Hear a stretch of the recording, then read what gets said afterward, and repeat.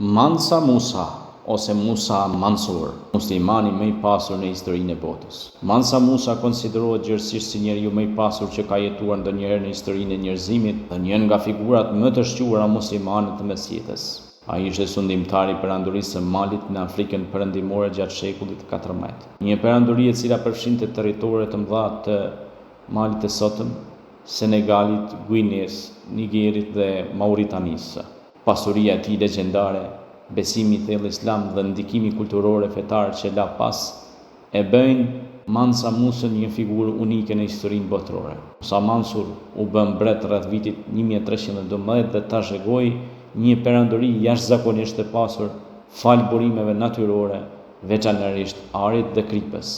Në atë kohë, Mali prodhonte një pjesë shumë të madhe të arit botëror, ndërsa tregtia trans-sahariane e bënte perandorinë një qendër kyçe ekonomike. Të ardhurat nga tregtia, taksat dhe kontrolli i rrugëve tregtare e bën pasurinë e tij pothuajse të paimagjinueshme. Historianët modern vlerësojnë se pasuria e tij nuk mund të përkthehet saktësisht në vlera monetare sotme, por shpesh përmendet si shumë fish më e madhe se ajo e miliarderëve modern. Ajo që e bëri Mansa Musën të famshëm në mbar botën ishte haxhi i tij në Mekë në vitin 1324. Ky udhëtim u shndrua në një ngjarje historike që tronditi botën islame dhe ekonominë e rajoneve ku ai kaloi. Mansa Musa udhëtoi me një karavan gjigant prej mijëra njerëzish, përfshirë zyrtar, shërbëtor, ushtar, si dhe me dhjetra deve të ngarkuara me ari flori. Gjatë rrugës ai shpërndau aq shumë ar për të varfrit dhe tregtarët në qytete si Kairo, saqë çmimi i arit ra ndjeshëm dhe ekonomia lokale u destabilizua për vite me radhë. Ky akt jo vetëm tregoi pasurinë e tij të jashtëzakonshme, por edhe bujarinë dhe përkushtimin e tij ndaj vlerave islame. Mansa Musa nuk ishte vetëm një sundimtar i pasur, por edhe një mbrojtës i dijes, fesë dhe kulturës islame. Pas kthimit nga haxhi, ai investoi pasurinë e tij në ndërtimin e xhamive, shkollave dhe qendrave të dijes. Qyteti i Timbuktusë u shndrua në një nga qendrat më të rëndësishme intelektuale të botës islame dhe afrikane.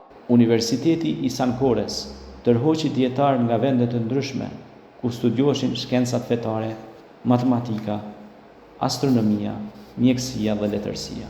Kjo periudhë shënoi kulmin e artë të kulturës dhe arsimit në Afrikën perëndimore. Besimi islam ishte thelbësor në jetën dhe qeverisjen e Mansa Musës. Ai sundonte sipas parimeve të drejtësisë, bamirësisë dhe përgjegjësisë morale, duke parë pasurinë si një amanet nga Allahu dhe jo thjesht si mjet për lloks personal. Përmes shembullit të tij, ai kontribui në përhapjen e islamit në Afrikën perëndimore dhe në forcimin e lidhjeve mes Afrikës dhe botës islame. Trashëgimia e Mansa Musës mbetet e gjallë edhe sot. Ai përfaqëson një kombinim të rrallë të pasurisë së pamas, pushtetit, devotshmërisë fetare dhe përkushtimit ndaj dijes. Historia e tij dëshmon se civilizimet afrikane kanë pasur rol të rëndësishëm në historinë botërore dhe se Islami ka qenë një forcë ndriçuese në zhvillimin kulturor, ekonomik dhe shpirtëror të shoqërive të ndryshme.